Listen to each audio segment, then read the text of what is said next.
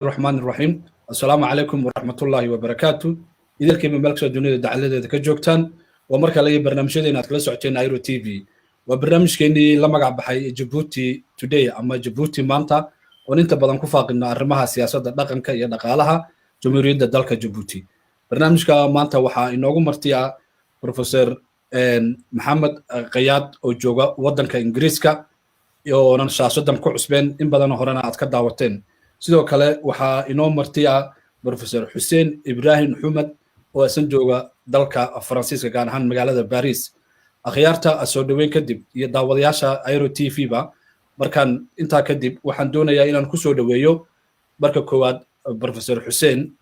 mudane Xuseen soo dhaweyn kadib bal waxaan doonaynaa inaan wax ka ogaano taariikh badan ayaa jira dalka Djibouti uu leeyahay laakiin maanta qayb kooban ayaynu ka soo qaadan doonaa waxaan doonaynaa wax ka weydiiyo statuga ama taalada ku taala guriga ummadda ee jamhuuriyadda Djibouti bal taariikhdiisa iyo waxa uu yahay iyo waxa aad ka ogtahay wax nooga sheeg soo dhawow السلام عليكم ورحمة الله وبركاته فيصل برونو واد mahadsantahay Airo TV wad mahadsantihiin walaaliheen nadaawanayana waxaan yani ka leeyahay السلام عليكم وارنا محل هذا استاتيجا أمبا قالت واحد وتقنا إفيجيجا كويا لجوريجا ومضى ضد بدنه هير جيبوتي ونقولني بسكجرتا أنت بدن والله إنه عفر بدن بانركود مودي جرتي نكو إنه يها عفر وحلولني وحو هيستا يعني قل حتكي وحو هيستا هرقدني ونن عفر وين marka maxaa la yiraahdaa Soomaaliduna waxay oran jirtay diwaan Soomaaliya waxa cajiib ah ninka guriga ummadda dul yaala magaciisa lama yaqaano magaciisu yani kuma qorro meesha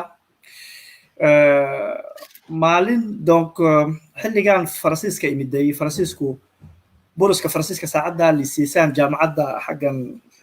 uga wado iskoolkayga waxay ahayd 1996 kii bay ahayd كونيو سجال بقولي تدبي وسجاشن كي واحد تجي مقالة اللي يراهدو بوردو وضيبان أركي جيبوتي على جسوا فرحية على يراهدو دي موغان نين محل هذا جامعية بوجي بدن إسكاقر قرا بوجي شيء سوي إسكاقر أفرسيس وإسكاقر أفعفر وإسكاقر أفصومالي marka wallahi ninka baan u tagay waxa ka maxaa ku dhacay wadankayga maxaa laga soo firxay lawna waa inaan arki jiray oo Djibouti buugaasha xilliga la sameeyo dadka de buugaasha qora ayuu kamid ahaayo baladibabku ima jiro buugaashiisu nooga sheekeyn jiray ninkii Djibouti xilliga laga magnuucay ayaan u tagay marka habeen anagoo isla joogno buu sheegay wuxuu wallahi buuri ilmahaygu kaliya taan ku arkaa buuri taariikhda buuri waa inaad meel iskaga haysataa waxa la soo farxiyay buuri ninka guriga ummadda ku yaala buuri ninka buuri taariikhdii ba la masaxaya waxa laga dhigay buuri nin yani mamaasana waxa laga dhigay nin yani taariikhda Djibouti ku jirin nina la yaqaano ma buuri laakiin anigu buuri etuudkiisa xilligan iska waxay buuri xilligan historigiisa iska daawaday ninkana buuri maxaa la yiraahdaa physicalkiisa xilligan arkay tafihiisa saacadan arkay buuri anigu buuri waxaan u arkay buuri inay tahay Roble Afdeb buuri ninka waa Roble Afdeb waa ayo waa nin gadabursiya waa nin makahila waa nin Jibril Yonisa وانين لا يقانو مالها كن يو يعني قرن كحلقوها كن يو لح بقولكي وانين هالسن جري زي لا إلا عرته هوستيدا وانين لقى عبسون جري وانين مماسن كأرجحين جري وانين مماسن كأرجحين جري وانين لقى عبسون جري مركا بحال هذا نكا وانين هذا لا يقانو وانين afkiisu dubniyaha waa nin waran haystay noonku xuuri ninka waa maxaa la yiraahdaa Roble Afdeb weeyi markuu isagu sidaas sheekada u sheegay ragii ma masrad baa carooday xasan guled iyo ismaaciil cumar baa cadhooday naartay waxay yihiin shisheeye cadhadii ay qaadeen ninkii waddankii idlaaba laga firxiyey ninkii oo cabaadayaa meeshan yimiday taariikhdii buugiyuu iskaga qoray buugyaasha uu kaga sheekeynayo Roble afdee buug baa jira la yidhaahdo tax legitime waa ka donc buuggaa baa jira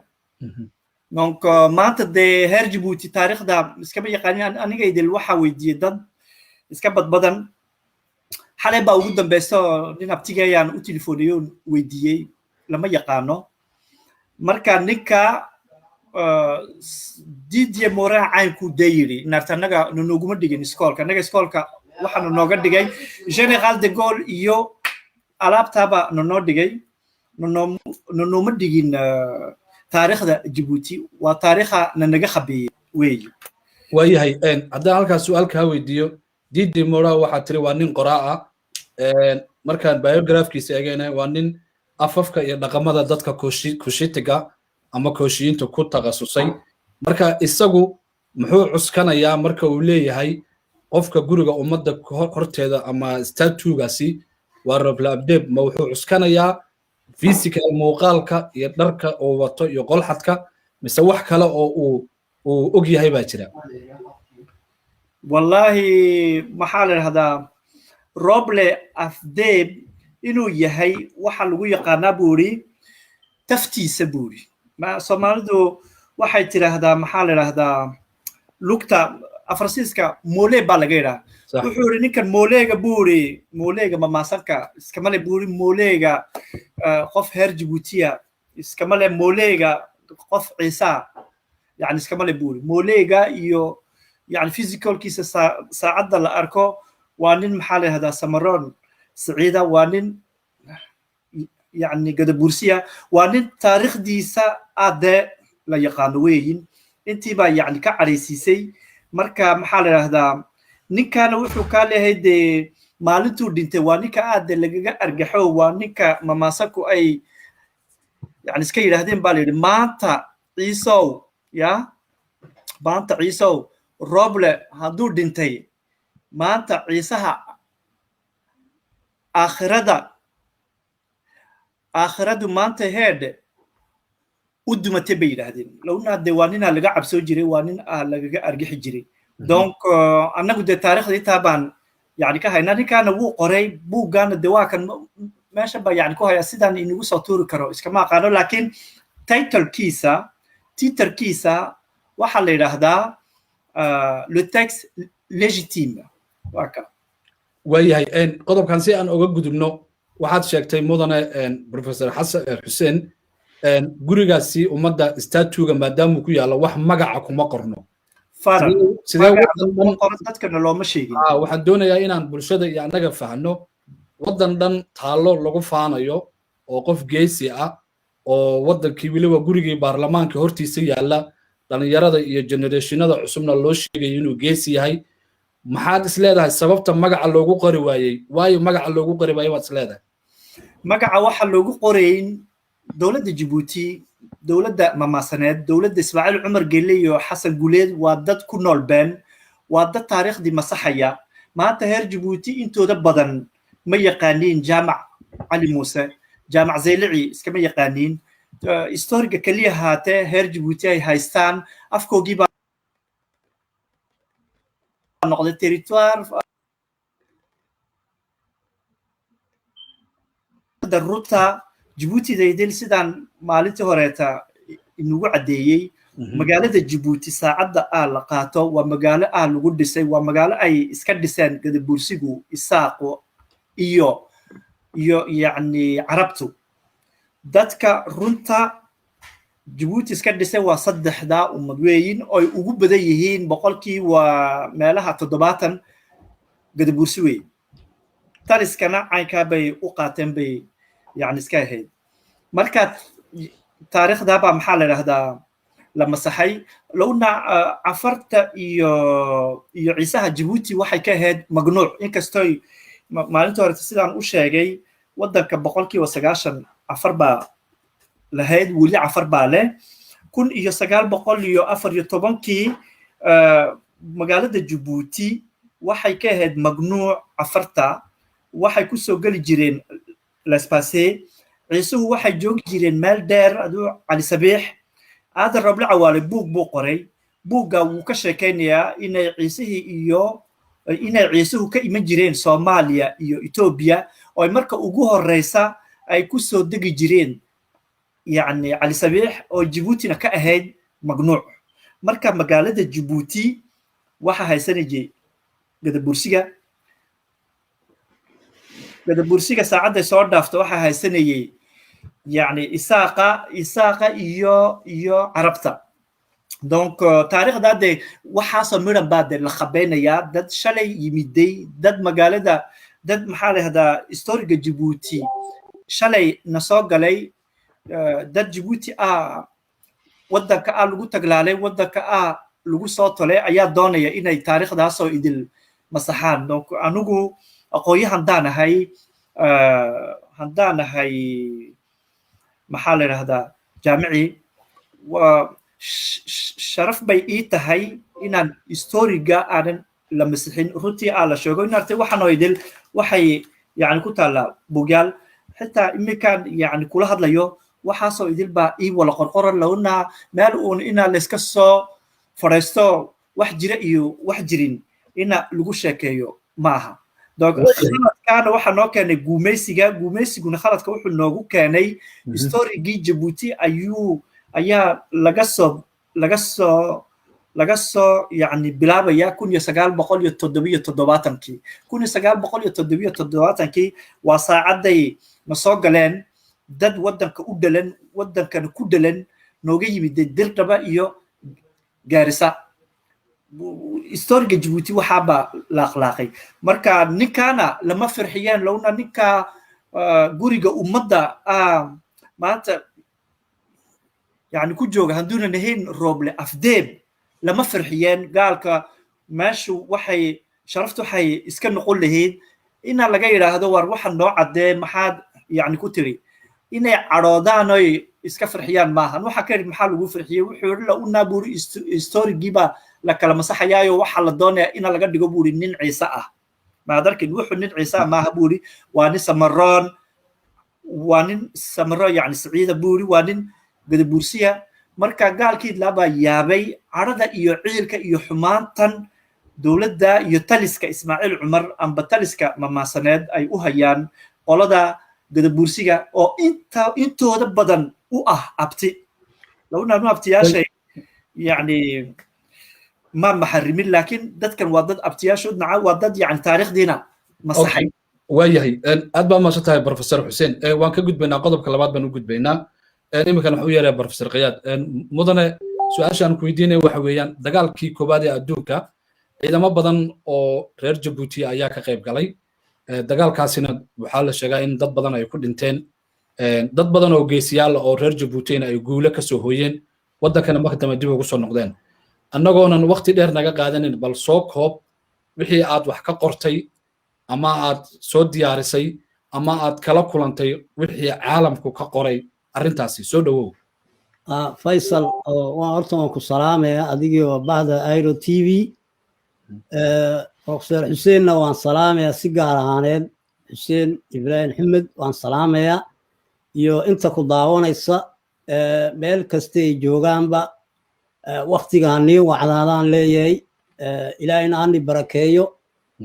kolley su-aasha aad i weydiisay faysal intaana gudagelin waxaan jeclaan lahaa taariikhda takhasus umeliya aniga ahaan laakiin waxyaalaha laga barto waxaa jirta taariikhda labaan u qaybiya anu eeg sheeke mala awaalah iyo fact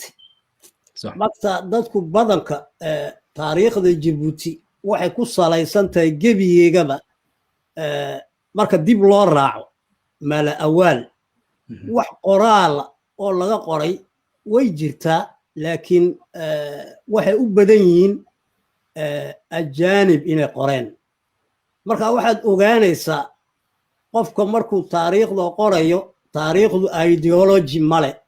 qofkaa ka dhigta qofka sidaa uu jeceliyuu u qoraya marka anigu adoo su-aashaada kaaga jawaabaya waxaa qurux badan dagaalka koowaad marka Djibouti lama oranayn dalka waxaa loo yaqaanay marka Côte Française de Somalie oo waqtigaas uu saaray Haji Diide uu markaana uu ku raacay Léonce Lagarde oo markaa duqi magaalada ahaa waayo maamulku isticmaalka asalkaba wuxuu la dhiil garayaa meel uu maamul ka jiro uu la dhiil garayaa taariikhduna caynkaasay dhigaysaa dad eeg meel lagu ogyahay marka Djibouti la leeyahay eeg Djibouti waxay ku xidhneed awdal baa loo yay sal ku lahayd marka maamulkaasa iyay hoos imanayeen dadka xaggaa ku nool ama dadkii xaggaa deganaaba haddii aan sidaa loo dhigo marka 835 baa ka qayb qaadataa leeyahay dagaalka koobaad Soomaalina marka Soomaali la sheegay waxa la yiraahdaa 526 526 kaas la leeyahay boqolkiiba 90 reer awdal bay ahaayeen waa faktiga loogu tagay waxa weeyaan archive-ka koloniyaalka uu yaalo waxaan anu aan sameynayna ma magac badan baa ku xusan waxa kamida Aadan Ciise waxa kamida Xasan Jingle waxa kamida Warsama Bidiko oo waxa kamida ninka ugu caansan ee aad loo yaqaano dagaal meeke oo matriculation ku si uu yahaa 121 marka waxaana uu darajada ka gaaray isagu ajudan wax la yiraahdo waa ofisiyeygu ugu sareeyay adu suufkii meeshii ugu sareeyay la yiraahdo igi ka gaaray weeyaan inta kale iyagu kabaraliyo sidoo colonel Duwe uu sheegayo inay gaareen qaarkoodna ofisiyaal bay ahaayeen baa la sheegaa marka dagaalka labaad laakiin intaas lagu soo koba waxa la yiraahdaa 200 waxay ahayn Comor jasiirada Comor loo yaqaano konton iyo xoogaa waxa loo tilmaamaa oo loo kala qaybiyaa Senegal iyo Ethiopianka Yamanidana waxa loo tilmaamaa 70 tiradiisa marka tira ahaan guud ahaan waxay isu noqdaan 835 waana saasan kaga baxay waayahay mar haddaa tiri 526 Soomaali bay ahaayeen waliba aad sii sheegtay meesha loo noqonayo reference-ka loo noqonayo ay ku qoran tahay balse ay bulshadana u fahmaan bal mar kale noogu soo celi halka aad ka soo dheegatay ama aad ka soo heshay reference-kan adoo mahadsan mar kale waxaa laga arkaa taariikhda waxa lagu magacaabaa horta dagaalkii bataillon-gii Soomaaliga waxa laga helaana archive-ka colonialka leeyahay marka waa archive caam oo wala dadkii hadii lagu qoro archive colonialka waa laga helayaa marka bataillon Soomaali qaybtaas marka lagu qoro waa laga helayaa mid kalena way jirtaayo tii Ingiriiska jirto iyadoo dadka degan London way ka heli karaan haday tagaan King Cross library-ga weyn oo iyagana colonial archive-ka haday eegaan iyagu laakiin waxay ka helayaan kuwa Somalilander qaybta Somalilander ka qayb qaadatay iyo ka helayaan archive-ku waayahay isla su'aashan kaloon doonina ka weydiiyo waxa weeye dadka tirada inta la eg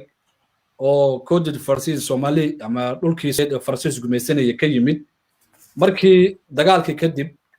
maxay xaaladooda ku dambeysay maadaama ay guulo soo hooyeen maadaama ay dad qaar ku dhinteen maxay ku dambeysay duriyadoodii iyo caruurtoodii iyo kuwa maanta iyaga ka soo tafiirmay xaalkoodu waa sidee taariikhdu asalkuba Faysalow waxyaalaha laga barto waxa kamida nimanka markii la kaxaystay horta wax lagu faanaba maaha waayo isticmaar adiga ku gumaysan doona inaad markaagii hore soo difaacdo laakiin iyagu waxay ka soo barteen ay sidii loola dagaalami lahaa isticmaar markii iyagu dhulkii ku soo noqdeenna fikirka ay xambaarsanaayeen waxay ahayd dadka ay xoreeyeen iyaguna inay isxorooyaan oo gumaysigan markaa dalka qabsaday waxa ku jirta iyaga halgan inay la galaan ee la dagaalamaan oo fikirkaas iyaga ku dhalisay oo dadkii markaa tafiirtoodii badankooga iyagu waxa loo nisbeeyaa leeyahay waa kuwii gobonimo doonka Djibouti u noqday halyeyga ama u horseeday aan ilaahay daan hadalkaas waa hagaag aad baad umahadsan tahay isla qodobkan professor xuseen ibraahim maxamed oo isagana wax ka qoray ayaanu ku soo dhaweynaa mudane xuseen maxaad ku daraysaa adiguna soo dhawow wallahi wax badan oo ku dari karo ma jirto sidaa uu maxamed qayaad hoon u sheegay horta waad mahadsan tahay intaad hadalkii siisay siduu maxamed qayaad u sheegay 1914 dagaalka ugu horeeya adduunka saacaduu dhacay gaalku wuxuu noogu qorayaa buugga magaalada Djibouti oo lagu yaqaano Djiboutiville waxay ka ahayd magnuuc afarta iyo ciisaha waxay ku soo gali jireen laspaasay ciisuhu wuxuu ka yimid jiray cali sabiix afartu suldaanada ku nool tujura raaxayta iyo goobacad waxay u ahayd isku mid Djibouti inay soo galaan magnuuc bay ahayd waxaaba ka dhigay batayoonga dagaalka u baxay Faransiiska si uu soo daafaco inay ahaayeen dad u badan gadabuursi iyo isaaq malaha waxa ku jirtay dhowr yaroo qof oo ciise ah iyo dhowr yaroo qof oo cafara lowna mushaakilka waxa keenay magaalada Djibouti waxay ka ahayd magnuuc gaalku uu nici jiray wuu ka cabsooni jiray taana bon aadan roble cawaale wuu kaga sheekeynayaa buuggiisa laissez-passer baa lagu soo gali jiray dadkana la leeyahay maanta waa shisheeye weeyin waa étranger weeyin wadankay ku dhasheen uma dhalan dadka la leeyahay waa dad maxaa la yiraahdaa wadanka yani ku noolaa Faransiis bay iska ahaayeen taariikhdu waxay noo sheegaysaa iyooyinka ugu badnaa askarta iyooyinka sameynaya waxa la yiraahdo maintien de l'ordre booliis ha noqoto jadaran يعني هالنقطة مركا مشاكلك دتكن waxa uu keenay waa gumaysiga weyn lawna kun iyo 949 jaamac Zaylaci meesha saacadu fuulay buuqii yimiday iyo maxaa la yiraahdaa sheekadan Soomaali weyn tusaacaday iska timiday Faransiiska baa iska nacayay inay Djibouti hoos marto Soomaaliya waxa buu magacdi u beddelay waxa buu u keenay sheekadan cafarta iyo ciisaha 1977 kiina de sheekadii baa la bedelay taariikhdii baa la masaxay wax jiray iyo wax jirin sheeko bug ah ayaa la keenay donc taas waxay ku cadeynaysaa inay bataillon Soomaaliga la sheegay ay ahaayeen dadka walaalaheena maanta cafartu gadabursiga isaaq iyo carabta waxay u aragtaa dadkii wadanka dad shisheeye ah looma arko مع الاسف شركتي دواتا iswala beddeleysa annakana de sharaf bay noo tahay inaan runta sheegno waayahay aad baad umahadsan tahay qodobkii ugu dambeeyay barnaamijkeena ayaan kusii siqaynaa waxaan u yeeri doonaa professor qayaad professore waxaa jiro doctor caana oo reer Djibouti ah oo runtii inta badan maalmahan arrintiisii iyo hadalhayntiisii aan la soconay دكتور عبد الرحمن برقت جود oo in badan isagana mar horena ka hadlay haddana ka hadlayo baryahan arrin baa jirta lagu haysto doctorka xaaladiisa iyo halkii wax ka soo bilowdan iyo sidee wax u jiraan bal waa maxay nala wadaag soo dhawow waan ku salaamayaa Faisal hadana waad mahadsantahay horta sheekha doctor Cabdi Raxmaan Barqad Good horta de waa halgamaa wuxuu u socdana iyo wuxuu u halgamayo waa nin garanaya marka waxaan ka sheega horta de waaba isaga de way igu yartay waa nin aqoon leh waa nin uu rabo waxa uu jecel yahay ummadda inay halgan galaan inay xoroobaan in adoonsiga ay ka baxaan waxaad moodaa markaan anigu labadaas sawir isku eego marxaladii fircoon iyo marxaladii muuse inay taagan tahay وننا فرعون شيكتي ولياي أنا ربكم الله على أنا قال لي أضون صنايا ما هاللي كرتين وإحنا أرسمين كرتين وإحنا كمان نوران كرتين يمديدي كرتين وحان أركاد إلى أركيسين وحد نجو أركتين واحد جرا معها مركا كل شيخو ميدو ديدي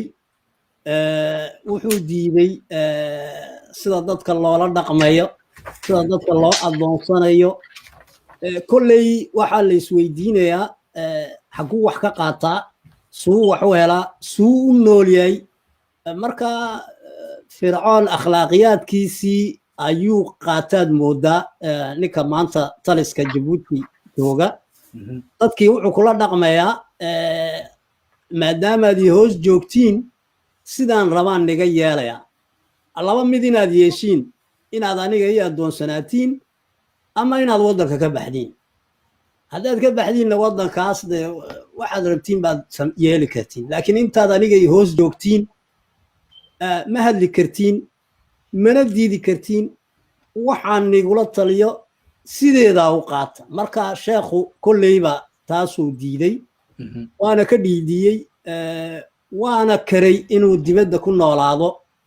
laakiin macalasaf wuxuu door biday inuu naftiisa u huro waddanka ilaahayna ka abaal mariyo kolley anigu waa ku garab taaganahay waxyaalahan loo soo maleegayana de kolley dhab ahaan aniga fikirkayga isaga in dacwadda lagu qaado maba ahayne in lagu qaado ahayd wasaaratul awqaaf iyadaa marka ooyo xaliimo ay siisay zaad anu sidaygu maqaalka anu meelna kama akhrisan laakiin waraysi aan galay waxaan soo ogaaday in zaad wasaaratul awqaaf ay ku wareejisay wax ka jira ama wax ka runa allahu aclam anu garan maayo laakiin dacwaddaa lagu qaaday sheekha haddii dacwad la qaadayo in loo dal normal u shaqaynaya hadday ahaan lahayd waxaa lagu qaadi lahaa ama zaad ama wasaaratul awqaaf iyagaa ka mas-uulahaa marka sheekhu waxu ku lug lahaana ma jirin saan aniga aragtidayda aan u arkayo dee waxaana rajayn doonaa hadda inuu ka bixi doono waana ilaahayna inuu u dhub yareeyana waan ugu soo duceynaynaa ilaahayna ha garab galo waana ka baxay faysal inta aanan xuseen u gelin sheekho hadalkii uu duubay waxaa ku jiray inuu soo carabaabay ama uu soo qaatay sheekh kale oo layihahdo sheekh giire maydal oo dalka biljamka jooga inuu wax ka ogaa arrintan iyo qaabkii loo sameeyey marka maadaama uu ninkaa odaygaa soo qaatay maynan habbooneen dadkii wax ka ogaa oo sheekha isku waktiga ahaayeen oona soo wada qaateen waktiga iyagu dhowda inay ka hadlaan cadaaladda oy sheegaan dee waxa sheekha lagu haysto kolley intaan ogahay anigu ama intaan aaminsanahay sheekhu dee waa sheego cajaladiisa waa ku sheego wuxuu yihi waxa goobjoogu ah oo markhaatiya sheekh giire ilaaha ka raali ahde waxaan jecelahayna kolley de sheekh giirena de fikirkiisa iyo ra'yigiisa sawaabka ah inuu markhaati furi doono shaki kuma jiro inuu hadli doono shaki kagama jiro walaa nactasibu cala allah ila alkhayr waxaanan u rajeynayaa kolleyba xagga ilaahay inuu de markhaati furi doono intaa uu nool yahay de waanan jecelahay inuu markhaati furo waanan ogahay inuuna markhaati furi doono hadduu alla iraa waanan salaamayaa sheekh waa hagaag professor xuseen gabagabadii baan soo gaadhnay maxaad ku daraysaa arrintaasi dr cabdiraxmaan barqad good soo dhawow waad mahadsan tahay faysalow wallahi waa arrin culus weeyin waa arrin aan laga yaaban yahay waa arrin heer jabuuti oo idil yani ka naxisay cabdiraxmaan barqad good waa nin heer jabuutiya waa nin ku dhashay jabuuti waa nin jibuutiyaana shalay ismaaciil cumaroo shalay dirdhaba ku dhashay waddanka u dhalan etrangeya dadkii waddanka ku dhashay ajaanibkeennii heer jabuutiyaha sidan xilligu u galgalayo waa wax yani la qaato maaha waa wax ceeba waa wax maxaa la yihahdaa kaa cadhaysiinaysa marka anuu waxa keliya haatoon odhan lahaa maanta soomaalidu waxay tidhaahdaa walaalkii loo xiriyow adna soo qoyso maanta dhibaatada ku dhacday cabdiraxmaan good waa dhibaatani shalay igu dhacday shalay xilligan ashkateeyey shalay xilligan maxkamadda laahee dacwadda u dhigay wuu ku dilay cafarta gadabursiga iyo ciisaha qolada la yidhaahdo yunis muuse aqalkaygii buu qaatay waa tabti weeyin waa siyaasad aan lagu yaqaano taliskan ismaaciil cumar geelle iyo raggan mamaasaneed marka cabdiraxmaan good anu dee marka ugu horeysa wax kasta lagu sameeyey yani shaqadii baa laga farxiyey wuu aamusay mushaharkii baa laga joojiyey wuu aamusay maanta ilaa gurigiisii baa lagu soo doonanayaa aqalkiisii uu u haystay waraaqadii titre fonciergii baa la leehayay adigu iskama lihid waxaas waa maxay weeyiin saddex walaalay iska ahaayeen saddexdii walaalood sheekh cabdiraxmaan bashiir sheekh gire iyo sheekh godway labadii ugu horeysay sheekh bashiir americuu joogaa canada buu joogaa sheekh gire wuxuu joogaa belgium cabdiraxmaan baa hadhay cabdiraxmaan waddankiisa inkastoo dhibaato kastoo loo geystay jacayl waddankiisa u hayo ayuu diiday inuu uga baxo isagoo silicaa lagu hayo isagoo dhibaatadaa lagu hayo maanta dee gurigiisii baa lagu soo doontay aqalkiisii hantiga ayaa laga qaadayaa donc waxaas dee tu aan la ogolaan karo maaha marka anigu waxaa leehanay sheekh cabdiraxmaan daris quraana ayuu akhriyaa kulyoom intuunan iska bilaabin donc sheekh bashiiroo daris quraana akhrin jiray wuu joojiyey sheekada saacadday iska dhacday lowna waxa dhacay gaaladu waxay tidhaahdo cat force majeur war culus baa dhacay sheeko aan laga yaaba baa dhacay wuu hadlay isagu sheekh giro daris akhrin wuxuu la aamusay waa taan la iswala weydiiyey waa taan isweydiiyey waa taa heer jibuuti oo idil oo iisoo wala telefoonaysa iswala weydiinayaan markaa dee iminka walaalkeen gire sheekh gire ma cambaaraynano laakiin sheekh gire what happened ayaan yani ka leehanay arrinku intuu kulul yahay ayay kelmadii u furan tahay marka walaalkeen sheekh gire waxaan weydiinaynaa arrinkaa director buu ka ahaa baa la yidhi sheekadu beryahay dhacday inuu aamuso maaha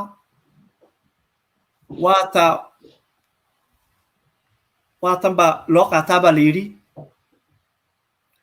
marka soomaaliduna mahmaah yani waxay tidhaahdaa geeri saacadday dhacdo meydkii ugu dambeeyey meydke ugu dambeeya baa la idhahdaa donc labadii hore sidaa saacadday u baxsatay maanta cabdiraxmaan good waxaa lagu wadaa ina waddanka laga saaro ina dhibaato loo geysto ina familigiisa wax loo geysto markaan waxaan leeyahay heer jibuuti oo idil inaan ogolaano maaha waa cadaalad darri weeyin taliskan ismaaciil cumar iyo familigiisa ay haystaan waa inaan iska dulqaadno waa inaan xaqeenna u kacnaa waa inaan iswala haysanno waa inaan buuqa maxaa la yidhaahdaa yani uu na dhex keenay iyo rabshadanoo idil la wala dhaafaa heer jibuuti maanta qoladay dooni ha noqoto afar ha noqoto ciise ha noqoto gadaburse ha noqoto carab ha noqoto isaaq ha noqoto daarood ha noqoto waa wala heer jibuuti weyn ismaaciil cumar wuuna kala saaray wuuna kala baabiyey shalay waxay ahayd adeerkii anugu waxaan leehanay dadka waa ina laga baxaa qoloqolada iyo buuqa waa ina focuskeennu waa inuu noqdaa taliska ismaaciil cumar iyo heerkiisa shalay baari buu yimiday baari wasiiradii soo raaci lahaa may soo raacin dowladdii soo raaci lahayd may soo raacin ayaa soo raacay ilmaaderadii buu keenay ciyaalkiisii buu keenay habaryarihii buu yani keenay familigiisii buu dee keenay dictatorkoo idilna sidaa buu yahay sidaa buu yani ku shaqaystaa marka maanta dhibaatada cabdiraxmaan good haysata waa dhibaato shalay na wala qabsatay ina loo aamusa maaha walaalkeen sheekh girina waxaan leehana kelmadaada dheh lawna heer jibuuti oo idil baa kuwala yani sugaysa soomaalidu waxay tidhaahdaa walaalkaa markhaatiga ku fur magtana la bixi wasalaamu calaykum aad iyo aad baad u mahadsantihiin inta ayaan kusoo afbeeraynaa barnaamijkeennii jabuuti maanta ama jabuuti today martina nagu hayaan professor qayaad oo jooga dalka ingiriiska sidoo kale professor xuseen ibraahim maxamed oo jooga dalka faransiiska akhyaarta waxaan idin leenahay aad baad u mahadsantihiin waa salaamunta